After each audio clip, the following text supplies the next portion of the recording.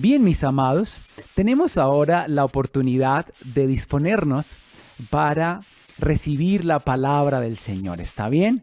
Creo que hemos tenido éxito en el propósito de dilucidar cuáles son los tiempos en los que vivimos en el marco de nuestra serie Estamos en los últimos tiempos. Sin embargo, antes me gustaría orar para bendecir su vida y también para pedirle al Señor que nos hable como solo Él sabe hacerlo en esta mañana. Así que les pido allí en casa que alisten su agenda, su Biblia, su esfero y también cierren sus ojos para que oremos juntos en este momento. Padre, te damos muchas gracias, Señor, por este maravilloso momento donde podemos reunirnos y congregarnos todos en casa, Señor, para buscar tu rostro, para orar y también, Señor amado, para adorarte con nuestras alabanzas. Además de eso, Señor, en este momento abrimos nuestros corazones a la revelación de tu palabra y te pedimos en el nombre de Jesús que ella nos hable y nos enseñe. No nos aproximamos a ella, Señor amado, simplemente desde la curiosidad o el deseo de adquirir información, sino más bien reconocemos que esa palabra es viva y poderosa, que nos cambia, que nos transforma. Tomaremos decisiones de cambio, Señor, mientras escuchamos tu palabra. Ahora, Padre Santo, yo te pido también por todos mis hermanos que están allí en casa, en Bogotá, en Colombia, en Estados Unidos y en todo el mundo, conectados a esta señal. Te pido, Señor amado, consuelo y alegría para aquellos que se han sentido tristes o tal vez deprimidos. Te pido en el nombre de Jesús paz y alegría para quienes han sentido, Señor amado, la presión de las dificultades económicas por cuenta, Señor amado, de este confinamiento que estamos atravesando. Oramos, Señor precioso, por todos nuestros hermanos y también por nuestros amigos que por cuenta de esta crisis mundial han perdido sus empleos. Te rogamos, Padre Celestial, que tu maravilloso amor, que tu provisión sobreabundante bendiga cada uno de sus hogares y de sus familias, que la provisión no falte, Señor amado. Te pedimos por aquellos que se han sentido solos, para que en este momento el maravilloso abrazo de tu Espíritu Santo les dé consuelo.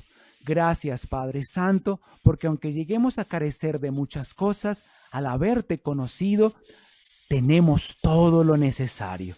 Te damos muchas gracias, Señor. En el nombre de Jesús oramos. Amén y amén. Iglesia hermosa, recibe en este momento paz, alegría y gozo de parte del Señor.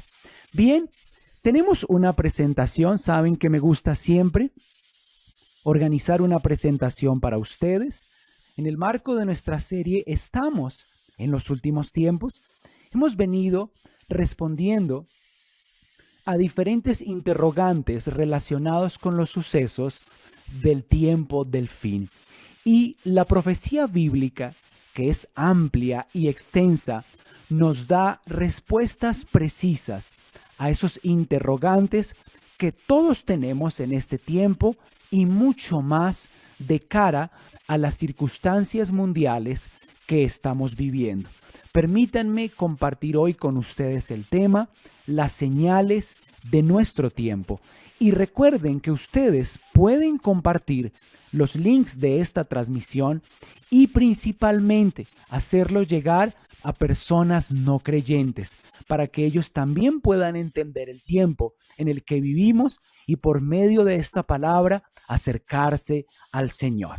Bueno, iglesia, los invito a que reflexionemos en lo que dice Mateo capítulo 16, versos 1 al 3. Aquí nuestro Señor Jesucristo responde una pregunta que le hacen los fariseos y los saduceos. Allí se nos cuenta que ellos se acercan al Señor Jesús para tentarlo, para ponerlo a prueba y además para pedirle que les muestre una señal del cielo para que así ellos puedan creer que es el Mesías. Así el Señor les contesta de esta manera. Al atardecer, Ustedes dicen que hará buen tiempo, porque el cielo está rojizo, y por la mañana que habrá tempestad, porque el cielo está nublado y amenazante. Ustedes saben discernir el aspecto del cielo, pero no las señales de los tiempos. Aquí el Señor reprocha la hipocresía y sobre todo la incredulidad de aquellos que le piden una señal. Después de haber visto cómo el Señor ora por los enfermos e impone sus manos sobre ellos, al ver que estos enfermos son sanos, que los ciegos recobran la vista, que los sordos pueden oír, que los paralíticos se levantan y que aún los muertos vuelven a la vida, estos fariseos y saduceos insisten en que el Señor les muestre una señal milagrosa. Se están acercando a Él no desde la fe, sino desde el sensacionalismo y desde la curiosidad. Muchas veces también desde el morbo de lo que han visto que el Señor ha hecho, pero no desde un deseo legítimo de conocer a Dios y de acercarse a Él. Por eso el Señor es duro con ellos y les responde de esta manera. Les dice, ustedes al ver el cielo pueden darse cuenta que hay señales que les indican cuál será el clima que vendrá pronto, pero no pueden, aunque ven las señales de lo que está ocurriendo, saber el tiempo en el que vivimos. Al atardecer ustedes dicen que hará buen tiempo porque el cielo está rojizo, y por la mañana que habrá tempestad porque el cielo está nublado y amenazante. Ustedes al ver el cielo pueden anticipar y pronosticar cuál será el clima horas después. Sin embargo, ustedes saben discernir el aspecto del cielo, pero no las señales de los tiempos. Por eso, mis hermanos, los invito a que en esta mañana veamos abundantes señales que se han cumplido en nuestro tiempo. No solamente para satisfacer una curiosidad o no solamente para adquirir información que nos va a enriquecer intelectualmente, sino sobre todo para que nosotros reconozcamos en qué tiempo vivimos y además de eso, esa información nos permita asumir una actitud reflexiva que nos lleve a una profunda reflexión de la condición de nuestra vida y de nuestro corazón, para que tomemos las decisiones correctas, para que abandonemos lo que debe ser abandonado y además para que acojamos en nuestro corazón al Salvador, porque vuelve pronto.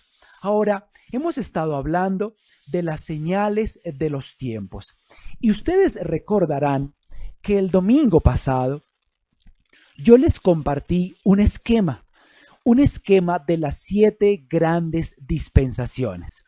Ahora, algunos de ustedes me preguntaron en redes sociales por qué hablábamos en la iglesia de un periodo de 7,000 años, conocido como las 7 grandes dispensaciones, que bosquejaban 7,000 años de historia del hombre, si hemos oído que hay diferentes eras geológicas y que también tuvo lugar en la tierra antes del ser humano, toda una proliferación de vida que conocemos como los dinosaurios. Entonces, ¿cómo podemos superar esa aparente contradicción?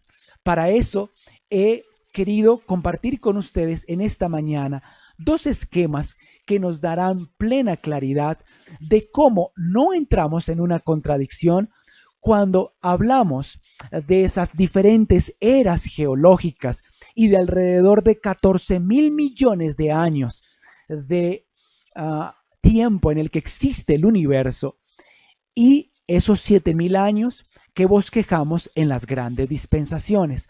Como ven, tenemos desde el principio Adán y Eva, la creación del ser humano y su ubicación en el huerto del Edén hasta nuestro Señor Jesucristo alrededor de 4000 años.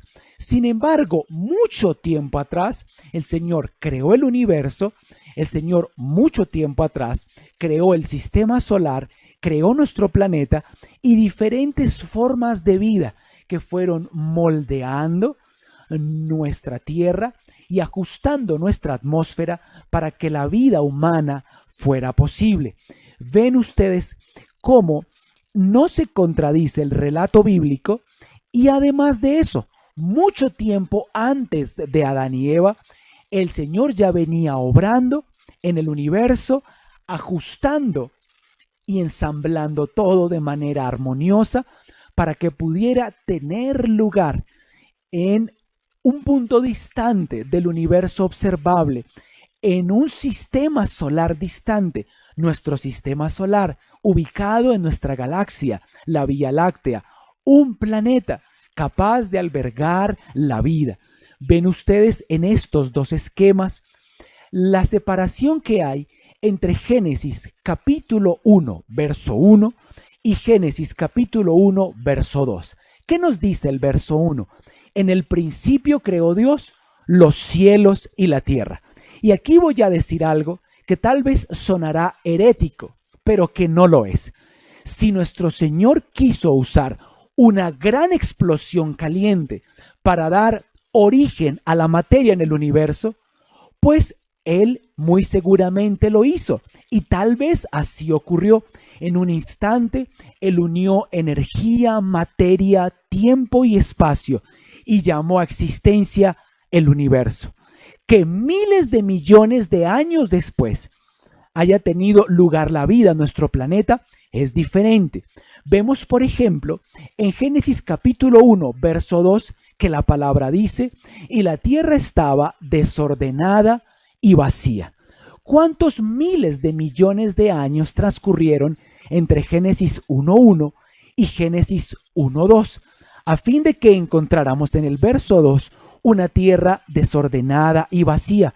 Bueno, eso quiere decir que tiempo atrás estuvo ordenada y habitada. Así que el Señor comienza a organizar todo después de un caos que terminó o concluyó con diferentes eras geológicas y con una vida prehistórica que es la que conocemos y que hemos también estudiado. Por eso no hay ninguna contradicción entre esas dos líneas de tiempo, la que nos presentan los geólogos, los antropólogos y la que nos presenta la Escritura. Bien, creo que con esos dos esquemas quedará claro entonces que ese periodo de 7 dispensaciones que bosqueja 7000 años de historia de la humanidad es el relato a partir de Adán y Eva, el tiempo del hombre. Nosotros vimos este esquema el domingo pasado. Sin embargo, quiero invitarlos para que nos enfoquemos en la sexta, la penúltima dispensación. ¿Recuerdan las primeras 5 dispensaciones? La dispensación de la inocencia, la dispensación de la conciencia, la dispensación del gobierno humano, la dispensación de la promesa, la dispensación de la ley. Así llegamos a nuestra dispensación, la sexta, la dispensación de la gracia, la edad de la iglesia. Y sabemos, bíblicamente lo podemos afirmar, que esta dispensación tendrá una duración de aproximadamente 2000 años. Hoy estamos en el año 2020 después de Cristo. Así que, como ven, ha avanzado mucho el tiempo en el marco de esta dispensación. Sin embargo, para entender las señales de nuestro tiempo, es muy importante que nos enfoquemos en los sucesos de estos últimos 2000 años. Y para eso, mis amados, quiero invitarlos a que ustedes en casa lean 2 textos de la Escritura de manera simultánea, que les van a permitir entender muy bien la edad de la iglesia y que además les permitirá también comprender con absoluta claridad que estamos al finalizar ese periodo de gracia, que pronto este periodo de gracia terminará y comenzará un periodo de transición de 7 años que concluirá con la segunda venida de nuestro Señor Jesucristo. ¿Cuáles son esos dos pasajes a los que me refiero? El primero lo encontramos en Mateo capítulo 13, donde nuestro Señor Jesucristo comparte 7 parábolas del reino de los cielos. ¿Las recuerdan? Las hemos estudiado en la iglesia.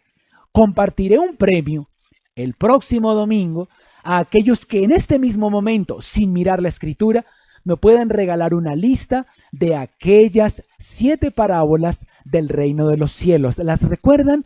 La primera de ellas fue la parábola del sembrador, una parábola muy famosa y muy conocida. Después vemos la parábola del trigo y la cizaña. Luego vemos la parábola de la semilla de mostaza. También la parábola de la levadura, la parábola del tesoro escondido, la perla de gran precio y la parábola de la red. Luego, el segundo texto que los invito a leer en casa está en Apocalipsis. Vean ustedes cómo estamos ya abordando diferentes libros y cartas de la Escritura con un contenido altamente profético. El segundo pasaje que deben leer en casa es Apocalipsis, capítulo 2 y capítulo 3, el mensaje a las 7 iglesias. ¿Recuerdan ustedes cuáles son esas 7 iglesias? También las hemos estudiado. Apocalipsis capítulo 2 empieza con el mensaje a la iglesia de Éfeso. Luego nos habla de Esmirna, Pérgamo, Tiatira, Sardis y Filadelfia. 7 iglesias en Asia Menor. Ahora, tanto las 7 parábolas del reino de los cielos como el mensaje a las 7 iglesias bosquejan 2000 años de historia de la iglesia. Y es muy importante para nosotros el estudio tanto de las 7 parábolas como de las 7 cartas. ¿Por qué? Porque ellas, de forma magistral y de manera cronológica, desde la primera hasta la última parábola y desde la primera hasta la última carta, nos bosquejan en orden estos 2000 años que el Señor le ha concedido no solo a la iglesia, sino también a toda la humanidad en lo que conocemos como un periodo de gracia. Así, en Mateo capítulo 13 encontramos esas 7 parábolas y hay algo muy importante que debemos tener en cuenta, y es que la última de esas 7 parábolas habla a nuestro tiempo, porque las 7 bosquejan 2000 años.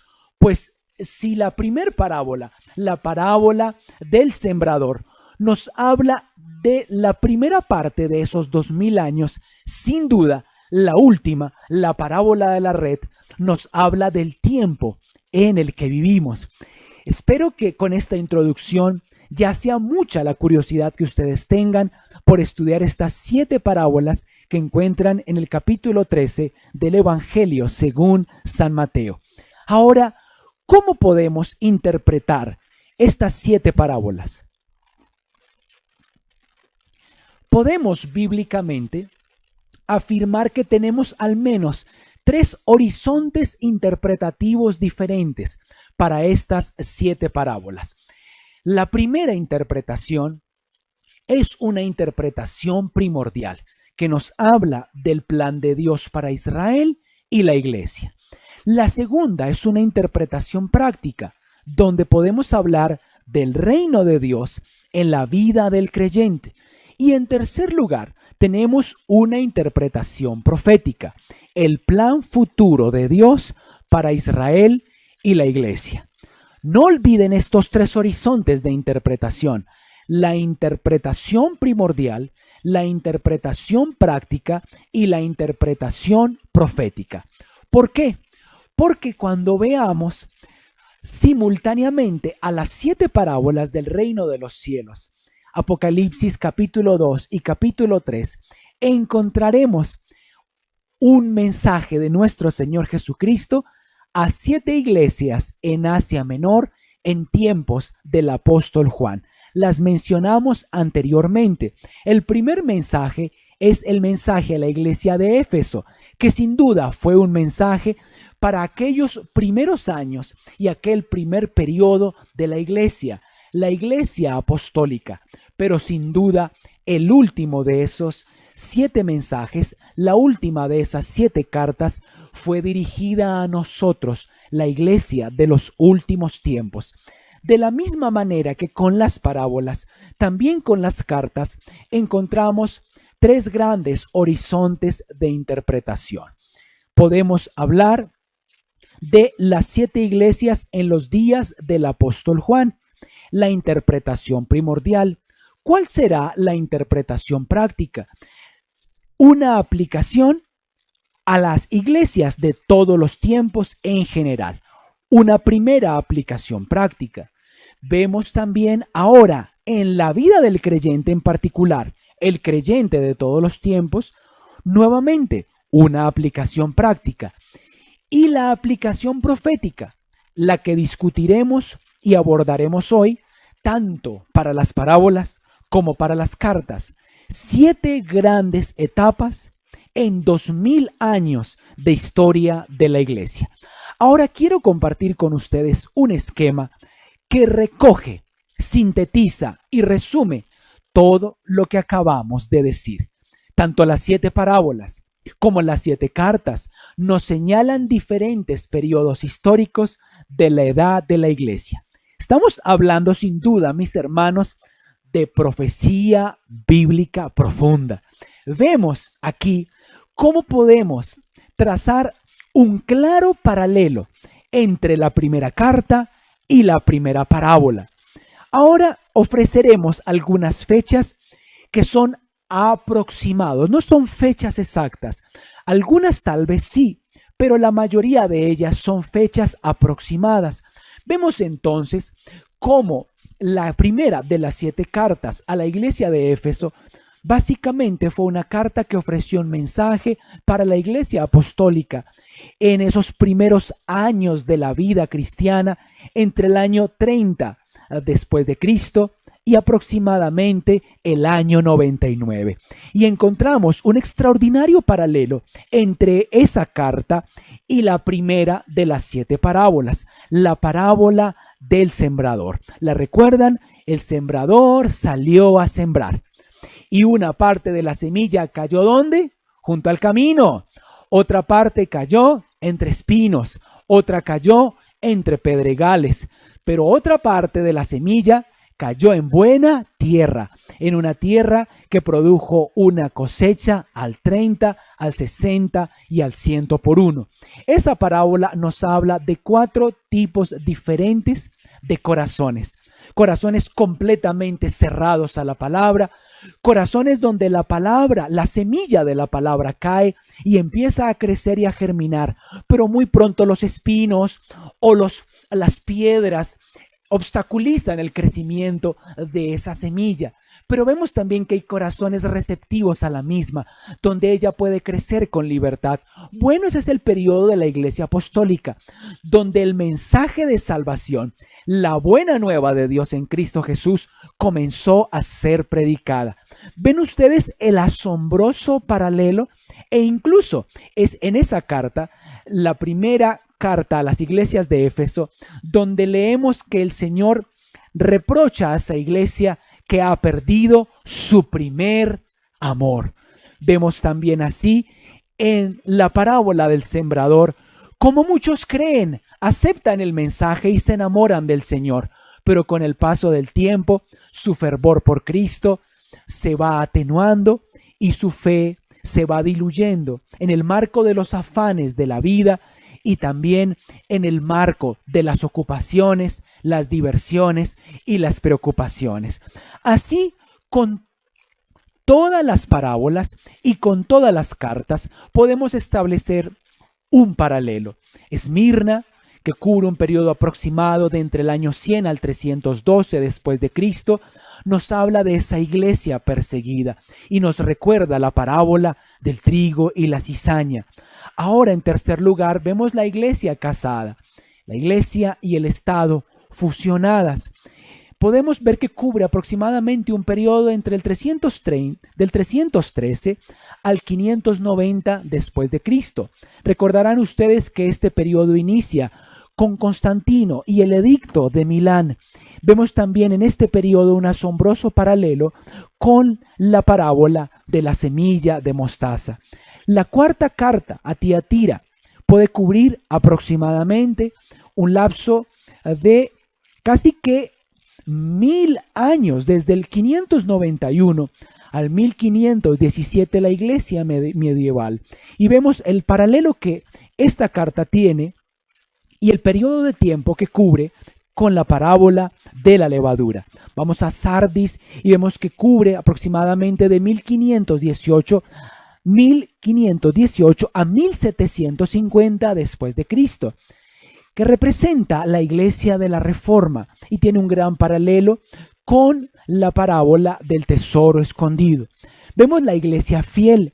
En sexto lugar, la iglesia de Filadelfia, que cubre un periodo aproximado de entre el 1751 al 1899. Algunos incluso fijan esa fecha hasta 1948. Está la iglesia misionera y está representada por la parábola de la perla de gran precio.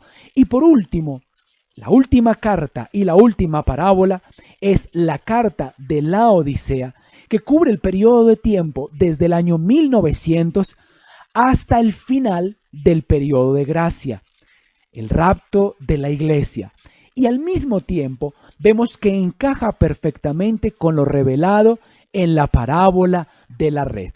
Ahora, ¿qué nos dice esa parábola de la red? Quiero que vean ustedes conmigo la última de las 7 parábolas en Mateo capítulo 13, versos 48 al 50. Espero que lo estén viendo conmigo en sus pantallas, porque aquí nuestro Señor Jesús, al compartir esta parábola, nos da un bosquejo muy amplio y muy general del mundo y de la condición del mismo al finalizar ese periodo de gracia. Miren lo que dice Mateo 13, 48 al 50. Cuando la red ya está llena, la sacan a la orilla y se sientan a separar el pescado bueno del malo. El Señor usa el ejemplo de los pescadores, de la pesca y de la red, para referirse a lo que ocurrirá en los últimos tiempos. ¿Qué hacen los pescadores? Guardan el pescado bueno en una canasta y desechan el pescado malo. Miren el verso 49 y el verso 50 y la interpretación de la parábola de la red. Así también sucederá cuando llegue el fin del mundo. Así también sucederá cuando, iglesia, cuando llegue los últimos tiempos. Los ángeles saldrán a separar a las personas buenas de las malas. A las malas las echarán en el infierno y allí tendrán tanto horror, tanta vergüenza y tanto sufrimiento que llorarán y rechinarán los dientes.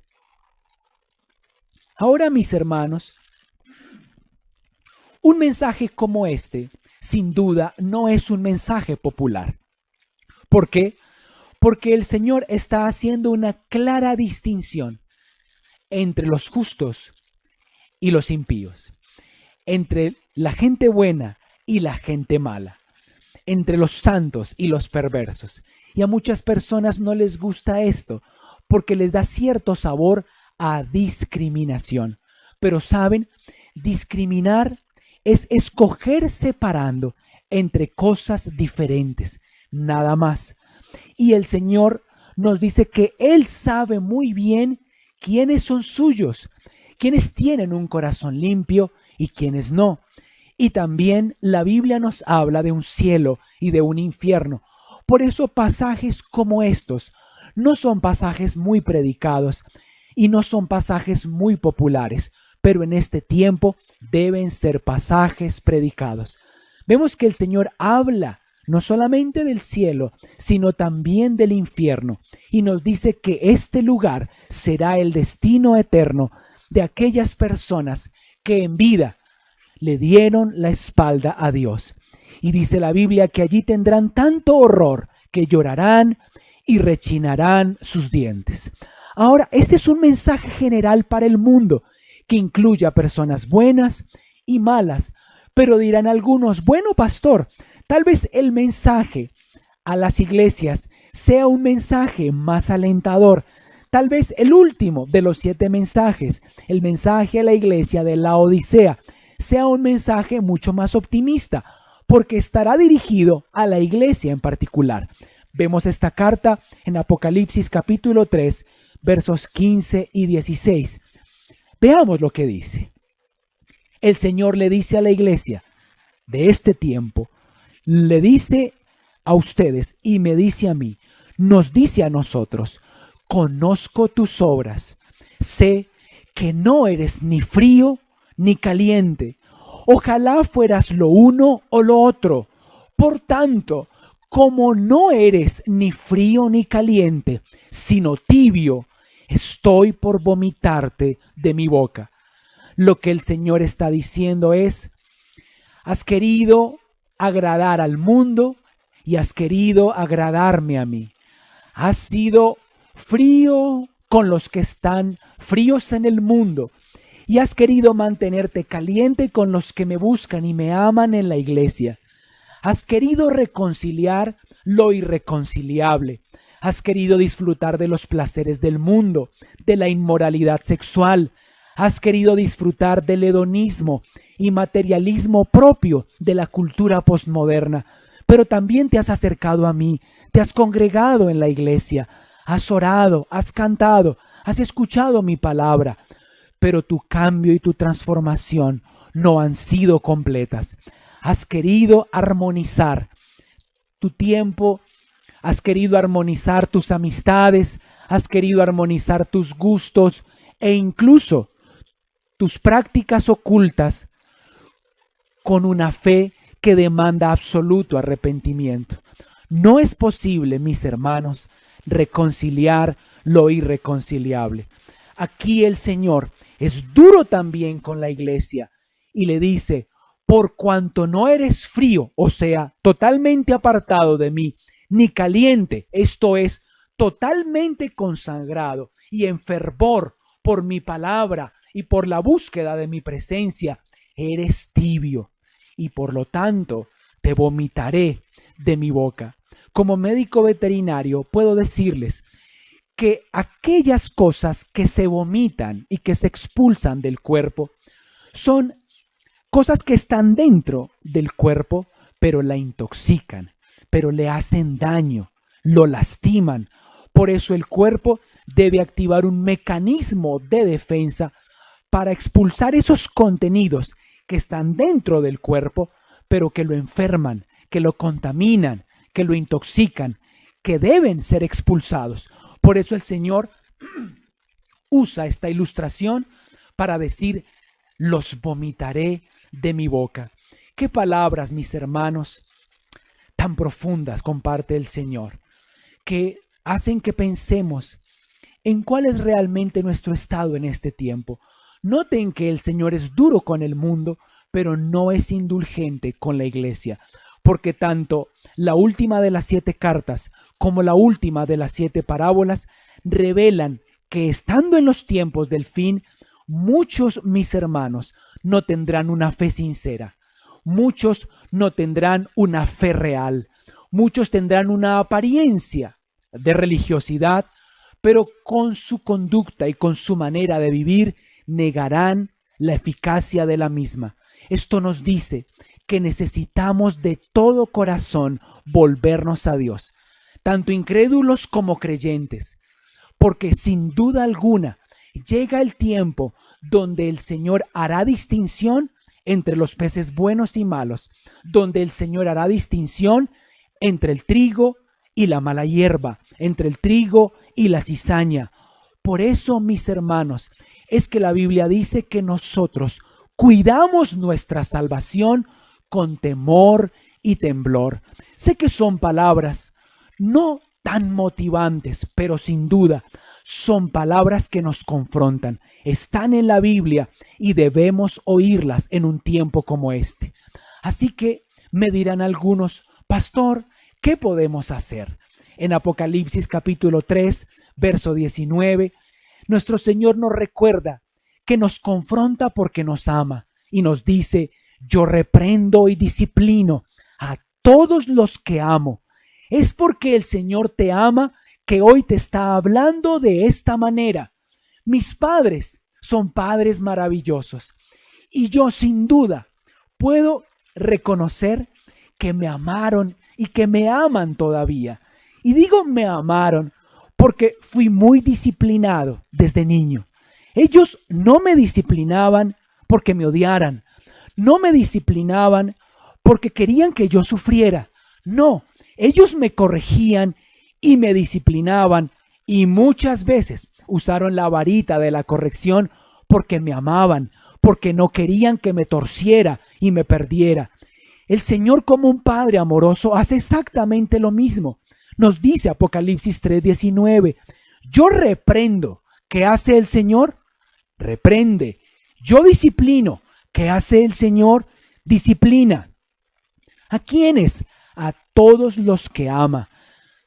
Dios te ama y por eso hoy estás escuchando este mensaje que es tan pertinente para la iglesia como para ti, que tal vez nunca te congregabas, que tal vez no ibas a la iglesia, pero que a partir de estas transmisiones te estás conectando a la señal en vivo de la iglesia familiar, porque el Señor te ama. Es que hoy estás escuchando estas palabras, es que estás recibiendo estas advertencias. Por lo tanto, dice el Señor, no recibas esto solo como una información o solo como un regaño de un pastor a través de internet.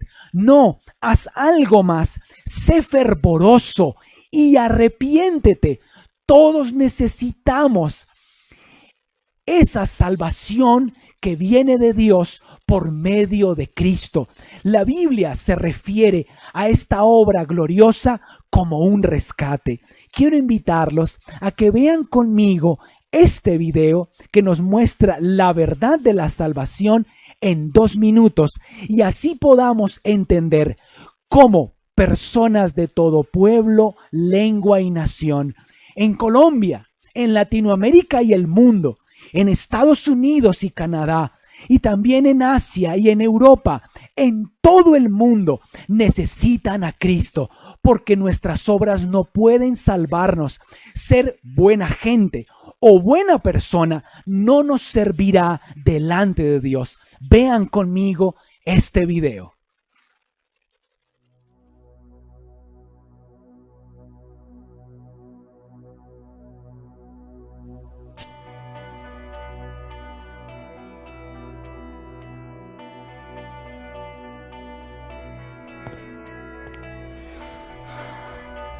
¿Qué hay que hacer para ser salvo? De la respuesta a esta pregunta depende tu comprensión sobre Dios, el mundo y el futuro. Básicamente hay 2 opciones. O bien tengo que hacer algo para ganarme el cielo, o no hay nada que pueda hacer para merecerlo. Dentro de la primera opción se engloban todas las religiones y filosofías del mundo en las que el hombre debe sufrir, sacrificarse y portarse bien para ir al cielo o alcanzar otra dimensión. Este planteamiento parece lógico. Es aceptado por la mayoría. El que algo quiere, algo le cuesta. Casi todo el planeta comparte la opinión de que el hombre debe esforzarse por merecer la salvación, y si no lo logra, es castigado. Pero, ¿y si eso no es cierto? ¿Y si la salvación no depende de lo que hagas? Quizá durante siglos no hemos entendido bien a Dios y qué nos pide. A continuación vas a descubrir, en 2 minutos, la verdad sobre la salvación. ¿Estás preparado? Comencemos. Hechos 16 da la respuesta más clara a nuestra pregunta. ¿Qué haré para ser salvo? Cree en Jesús y serás salvo tú y tu casa. Pero hay más. Juan 3. El que cree no es condenado. El que cree tiene vida eterna. Romanos y Galatas dicen que somos salvos por la fe. En Ezequiel 33 Dios no quiere la muerte ni siquiera de los que le rechazan. Si Dios pudiera salvarte sin preguntarte, lo haría. A ti y a todo el mundo.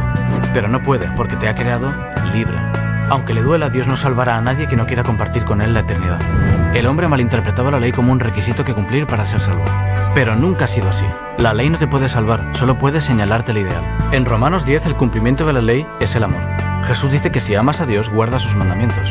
Y es que solo quien le conoce de verdad puede parecerse a Él. Obedecer es resultado de una vida transformada, no su causa. Imagina que caes en un pozo y no puedes salir. Llega el rescate y te grita: ¿quieres que te saque? Sí. Pues sube. Si no puedo. Pues si no puedes, lo siento. Tu salvación debe implicar necesariamente algo que no puedas hacer solo. Si no, no sería un rescate. Lo único que está en tu mano es aferrarte a la cuerda. Eso en la Biblia se llama fe. Dios es amor y no ha creado a unos para que se salven y otros para que se pierdan. Hay cientos de versículos que invitan a todo ser humano a aceptar la vida eterna. Si no pudiesen hacerlo, Dios estaría mintiendo. En 2 de Pedro 3, Dios quiere que todo el mundo se arrepienta. Ha hecho todo lo necesario para que la salvación dependa de ti. La verdadera fe no te deja donde estás. El contacto diario con Dios leyendo y orando te transforma. Es lo que Santiago 3 define como una fe viva. ¿Y si peco? ¿Y si me equivoco? No te preocupes, 1 de Juan dice que Dios siempre te perdona. Su misericordia es infinita. Isaías 43 promete que no importa lo que hayas hecho, si te arrepientes, Dios nunca más se acordará de tus pecados. Curioso, ¿verdad? Es sencillo, pero costó mucho. El Creador tuvo que morir en tu lugar. Y esa es la clave de la historia. Juan 3:16 resume así toda la Biblia. Léelo. Por cierto, hay algo que nunca lograrás por mucho que lo intentes. Jamás conseguirás que Dios deje de amarte. No lo olvides.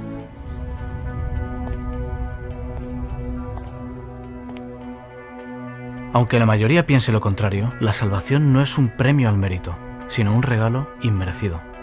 La verdadera religión no es un conjunto de doctrinas o normas que cumplir, es una relación viva con el Creador que murió por ti y prometió volver a buscarte. Acéptalo y déjate salvar. El resto será una gran aventura.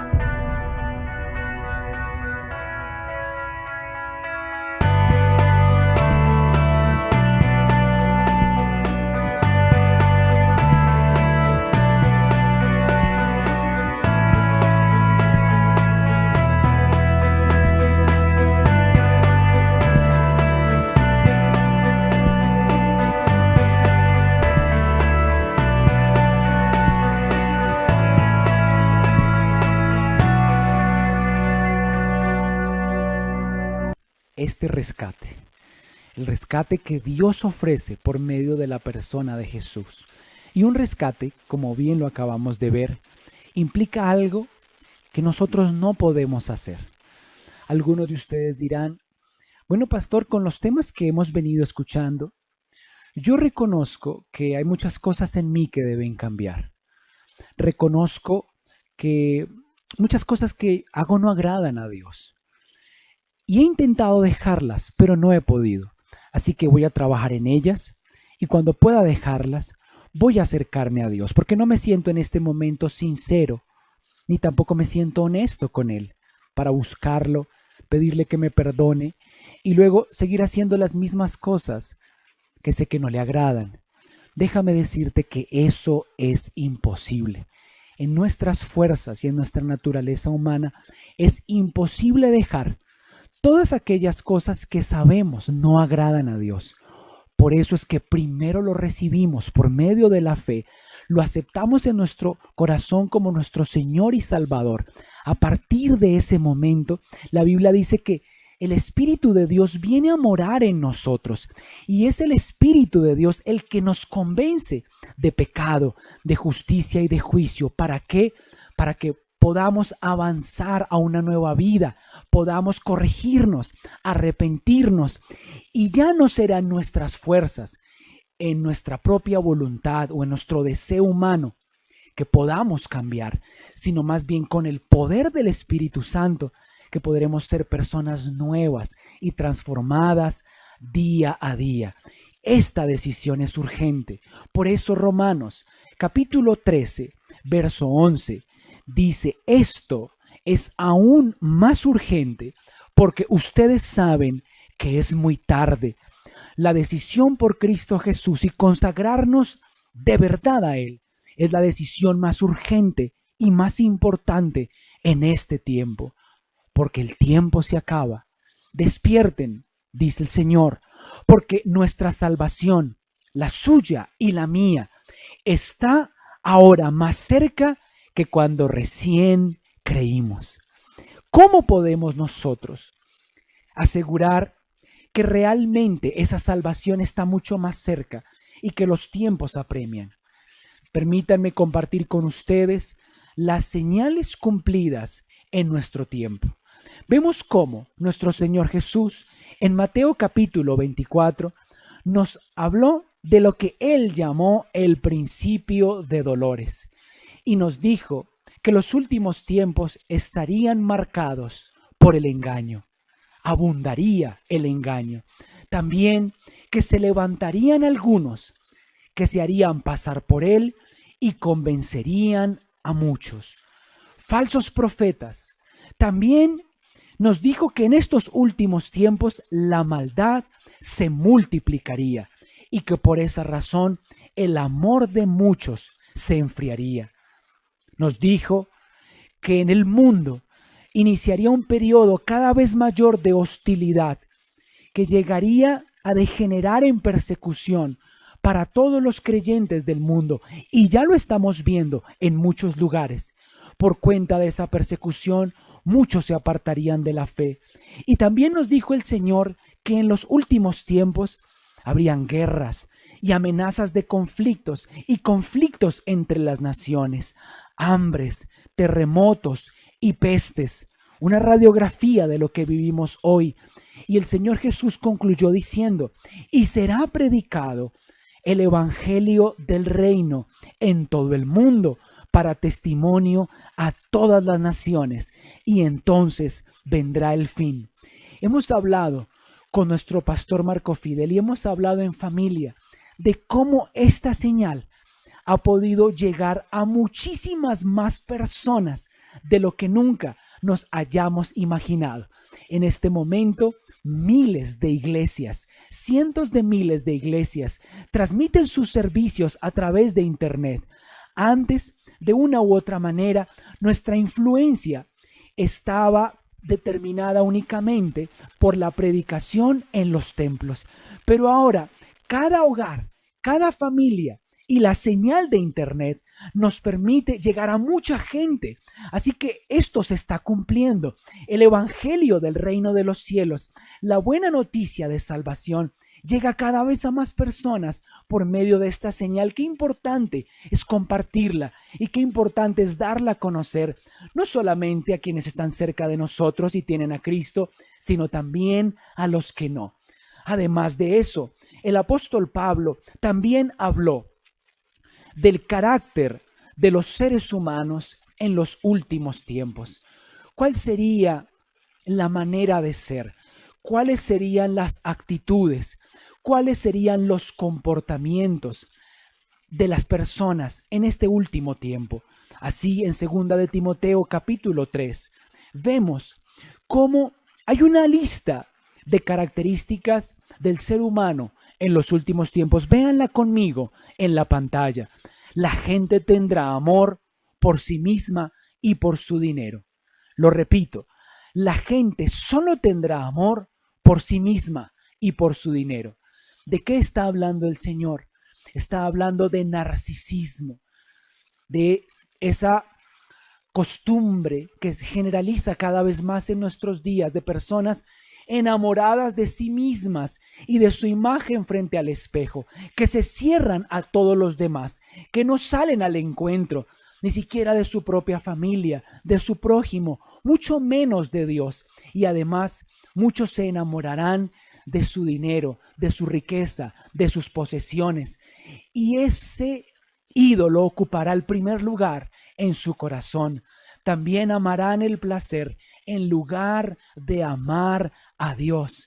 Aquí el Señor nos habla de hedonismo, de una vida cuyo énfasis, cuyo propósito y fin último no es otro distinto que la obtención de placer. Vemos entonces cómo nos hemos dejado sumergir en una cultura que exalta la belleza, que exalta la fuerza, una cultura que premia y que aplaude a aquellos que exponen su vida privada y que aún exponen su cuerpo ante la vista de todos. Vemos cómo en este tiempo La gente ha dejado de confiar en Dios para confiar en su dinero, para confiar en sus recursos, en sus posesiones. Como muchos se afanan por tener 2, 3 y 4 trabajos, porque su único interés es ganar dinero.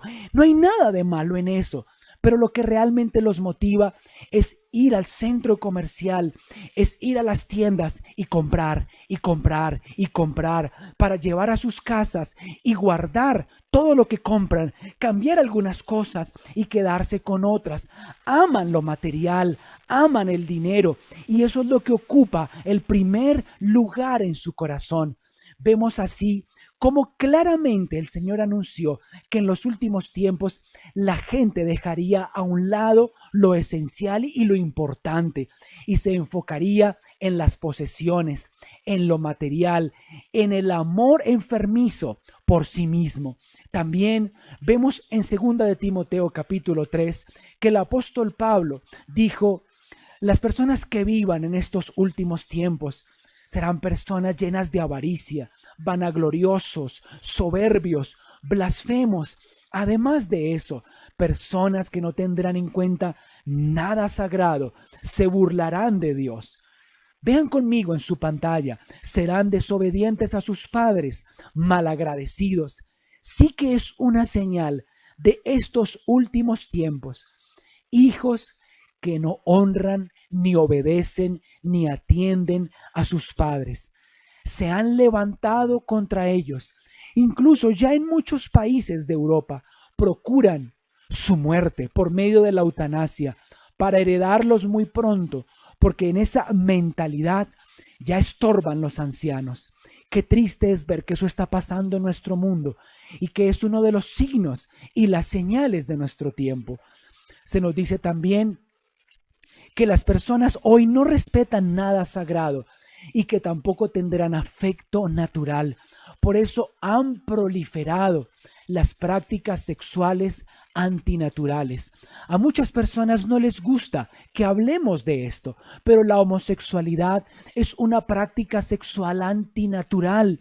Las ideas del feminismo radical con el género como sexo socialmente construido son ideas desquiciadas y anticientíficas de mujeres heridas que quieren sembrar en todas las mujeres del mundo odio por el varón, odio por la maternidad y por la familia. Personas sin afecto natural no amarán ni perdonarán, calumniarán a otros, serán crueles y violentos, no podrán dominar sus malos deseos, vivirán sometidos a sus instintos y encadenados a sus pasiones. Se llenarán de odio y odiarán todo lo que es bueno. Además de eso, el apóstol Pablo dice que nuestro tiempo será un tiempo donde muchos profesarán una falsa fe. Buscarán a Dios, comillas, a su manera, pero no lo buscarán como Él desea ser encontrado. A partir de ese rescate en la persona de Jesús, muchos quieren encontrar a Dios en el yoga, muchos quieren encontrar a Dios en la meditación, muchos creen simplemente que siendo buenas personas o buena gente que no le hace daño a nadie, van a ganar el cielo. Están engañados. Miren cuáles serán las características de esa falsa profesión de fe. Actuarán como religiosos, pero rechazarán el único poder capaz de hacerlos obedientes a Dios. Serán además sensacionalistas, que irán siempre tras nuevas enseñanzas, pero jamás lograrán entender la verdad. No quieren ser edificados, quieren ser entretenidos. Los mueve el deseo de escuchar cosas nuevas, no conocer la palabra y obedecerla. Surgirán también falsos maestros que van a oponerse a la verdad. Tendrán una mente depravada y una fe falsa. Iglesia, amigos que nos escuchan, cuidado con los falsos maestros que hoy proliferan en las redes sociales y en internet. diciéndonos que no habrá rapto de la iglesia, diciéndonos que tenemos que guardar el sábado, diciéndonos que tenemos que guardar los 8 pactos descritos en la Escritura, diciéndonos también que debemos hacer muchas cosas para alcanzar la gracia de Dios, o enseñándonos que no importa cómo vivamos y lo que hagamos, Dios siempre nos amará, ya somos salvos y aunque vivamos en pecado y en inmoralidad, no importa porque tenemos el cielo y la eternidad garantizada. Eso es falso, mis hermanos. Cuidado con esos maestros que quieren manipularlos y enseñarles un mensaje muy agradable al oído, un mensaje agradable al usuario, lleno de mentiras y de falsas esperanzas. Estos impostores se harán cada vez más fuertes, engañarán a otros y ellos mismos serán engañados. Será el tiempo donde la gente no escuchará más la sana doctrina. Aún dentro de la iglesia, muchos se cansarán de palabras como estas, dejarán de conectarse. Van a decir, el pastor como que está molesto. Esa palabra no me motiva, no me inspira, me está confrontando, está hablándome directo al corazón. Muchos no escucharán más la sólida y sana enseñanza, seguirán sus propios deseos y buscarán maestros y habladores, motivadores que les digan lo que sus oídos se mueren por escuchar. La gente ya no seguirá al Señor, sino solo sus deseos y su parecer. Darán la espalda a la verdad y harán caso a toda clase de cuentos. ¿Ven ustedes, querida iglesia y amigos, que estas señales de los últimos tiempos, descritas en toda la palabra y bosquejadas en la carta a la iglesia a la Odisea y la parábola de la red, en Apocalipsis capítulo 3 y en Mateo capítulo 13, describen a la perfección los signos de nuestro tiempo? Por eso es que nosotros necesitamos proceder a un verdadero arrepentimiento. Quiero hablar a su corazón en este momento. ¿Qué fue lo que el Señor le dijo a Daniel?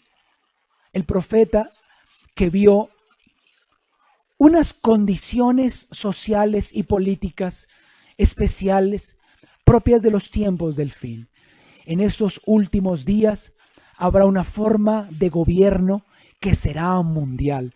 Lo que Daniel ve en el capítulo 2 de su libro, como los pies en parte de hierro y en parte de barro cocido. También nos dice Daniel que muchos correrán de aquí para allá, llenos de gozo y emoción por tomar un avión, por ir a muchos lugares, por viajar y conocer y trabajar y ganar dinero para seguir viajando y conociendo. Eso no es malo, pero si has permitido que ocupe el primer lugar en tu corazón, pues debes arrepentirte, porque ni tu trabajo, ni tus ocupaciones, ni tus hobbies o diversiones pueden ocupar el lugar que le pertenece a Dios en tu corazón, el primer lugar. También dijo Daniel que cuando el pecado, todo lo cual hemos hablado, llegue al colmo, subirá al poder un rey brutal. Su espíritu ya está en el mundo. Será un rey extremadamente poderoso que tendrá éxito en todo lo que emprenda. Y nos dice al finalizar Daniel que vendrán 7 años antes del segundo advenimiento de nuestro Señor Jesucristo. Será un periodo donde gobernará el desolador y donde toda la tierra entrará en un tiempo de tribulación como no lo ha habido desde el principio del mundo hasta ahora, ni lo habrá jamás. Por eso inicié, hermanos, esta predicación diciéndoles que el periodo de gracia está terminando, que los 2000 años que Dios le dio a la iglesia están terminando. Y cuando ese periodo de gracia, esa gracia que nos permite hoy abrir nuestro corazón al Señor con libertad, termine, entonces esa gracia habrá terminado, esa oportunidad habrá concluido y empezará un tiempo de dolor, un tiempo de angustia, un tiempo de persecución. No quiero que mis palabras llenen de miedo tu corazón, pero si ese temor o ese miedo vienen a tu corazón y te impulsan a reconocer que eres pecador y que necesitas a Cristo Jesús como tu Señor y Salvador, entonces, bien sea compartida esta enseñanza y bien sea asumida esa reacción, si te impulsa al arrepentimiento. El tiempo ha concluido, mis amados. La gracia está terminando. Por eso, los que ya conocemos al Señor, debemos santificarnos, debemos arrepentirnos de todos nuestros pecados y consagrarnos al Señor, porque Él vuelve pronto. Y si tú me estás oyendo, no te congregas en la iglesia, no conoces mucho de la Biblia, no te consideras cristiano, si sientes que estás muy lejos de Dios, pues esta palabra es una oportunidad para ti. Déjame guiarte a los pies de Cristo Jesús, para que, como vimos en el video, tú, junto con todos nosotros, puedas aceptar ese rescate que Dios nos da por medio de su Hijo Jesucristo. Si quieres aceptarlo en tu corazón, cierra tus ojos en este momento y repite conmigo estas palabras. Señor Jesús, en esta mañana he oído tu palabra. Te doy gracias porque ella refleja con absoluta claridad el carácter de los tiempos presentes. Señor, muchas señales, prácticamente todas, ya se han cumplido. Y no son señales alentadoras, no son señales motivantes, no son señales que nos alegren o emocionen, pero sin duda son señales ciertas que estamos viendo frente a nosotros. Señor amado, esta pandemia mundial nos ha encerrado a todos en casa. Yo estoy aquí con mi familia, oyendo tu palabra, y he reconocido, después de oírla, que te necesito. Señor Jesús, ven a mi vida, entra a mi corazón, sé mi Dios, mi Señor y Salvador. Te acepto como mi rescate eterno. No quiero vivir toda la eternidad en el infierno. No quiero perderme. En el mundo, muchos piensan que eso es una fábula o un cuento para asustar. Pero tu palabra dice que tanto el cielo como el infierno, tanto la salvación como la condenación, son realidades que afectarán a todo ser humano, las conozca o no, las entienda o no, las reconozca o no. Por eso, Señor Jesús, te recibo en mi corazón. Te suplico que me perdones, que me limpies de todo pecado y de toda maldad, y que anotes mi nombre en el libro de la vida. Te doy muchas gracias, Señor Jesús, por reconciliarme con mi Padre Dios, y en esta mañana te doy gracias con alegría y mucha esperanza y gratitud. Amén y amén. Si tú has hecho por primera vez esta oración, te pido que por favor nos dejes saberlo y nos envíes un mensaje con tu nombre y un correo electrónico para contactarte. Iglesia, el Señor los bendiga. Continuaremos con nuestra serie Estamos en los últimos tiempos y los esperamos este miércoles para concluir nuestro estudio al libro de Esther.